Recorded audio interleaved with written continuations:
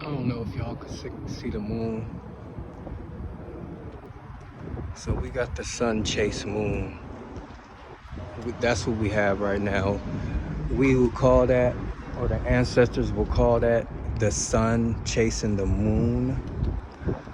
The moon would be the women or the minus energy, and the male would be the plus.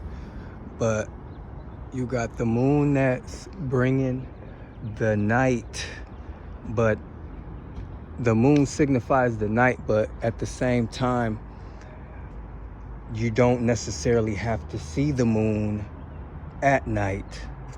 You know, when you see the moon and you see the sun, it signals, it's a sign, or it's sacred geometry, and it's letting you know that, okay, it's this time and it's that time.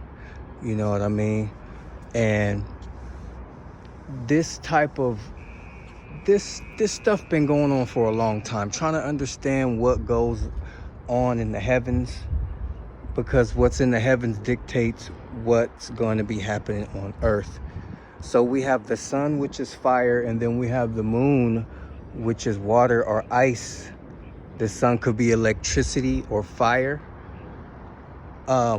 When you look up in the sky and you don't see the sun and the moon, you know what time it is still, or you know what part of the day you are in still.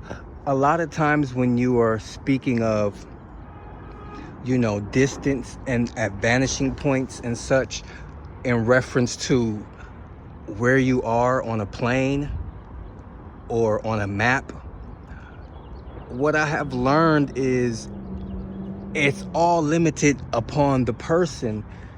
It's pretty crazy because your brain is trying to calculate all these things, and these are the images that our brains come up with.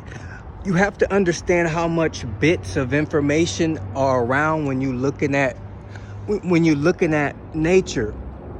All you're getting is bits or units, and then those units or bits, they compound and make up different pieces of information in our reality. So it's different combination of bits and units that's going to make up different combinations of things. So when our brain and our eyes, they're very finite, small things.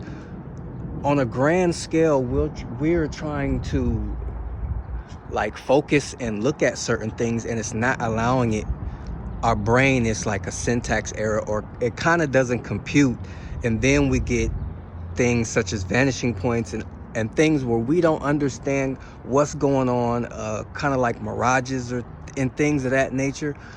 But what's happening is so much information trying to be computed at once that our brain can't really understand what's going on. So we kind of have to be taught, and we kind of have to, we have to be taught, and we have to explore these things for ourselves to fully understand what's going on in our reality. And it's easy to lie because of these certain qualities that come together in reality when so much information is involved in reference to looking at a kind of like a just basically longitude, latitude, and different scales. When you're looking at a horizon point and perspective, it always changes basis off, who you are, how tall you are, where you are. So when you're looking at the sun and the moon, or when you can't see it, it's more likely more south. It's south of you. And behind, when we get into cities and things, well, let me explain the more south of you part. Basically, as somebody is walking away from you, they start to disappear from the bottom up. So that's what I mean. It's the same perspective if something is in the sky. If it's not high enough, it's going to start to disappear as it goes away from you from the bottom up. Now, if they turn back around and start walking back towards you, they're going to start to reappear from the top down. And this is the way the sun and the moon looks when it's in the sky doing what it does, basically circular motions. But if you can see these, if you could see these mountains back here, you get a fake horizon here. So the sun, it disappears off a fake horizon as well, and it can look different by how it's disappearing based off of this fake horizon when you see it disappear behind clouds and things like that. But this is just a few things that help me understand my reality, and it helps me see through every day very strong. Knowing these things, they start to combine and compound each other, and then you get a lot of laws that are, you know, they're concrete in your head.